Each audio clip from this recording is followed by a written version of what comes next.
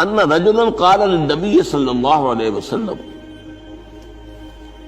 ایک شخص نے حضور صلی اللہ علیہ وسلم سے عرض کیا، اوصنی، حضور مجھے کچھ وصیت فرمائیے۔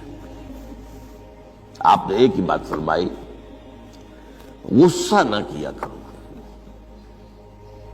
مغلوب الغضب نہ ہو جایا کرو، کہ غصہ آئے اور تم پر چھا جائے، تمہارے اوپر اپنا غلبہ کر۔ فردد مرارا، اب اس شخص کے دل میں شاید کوئی اور بات تھی، اس نے پھر پوچھا، اوصنی حضور، بس کیجیے وصیت میں۔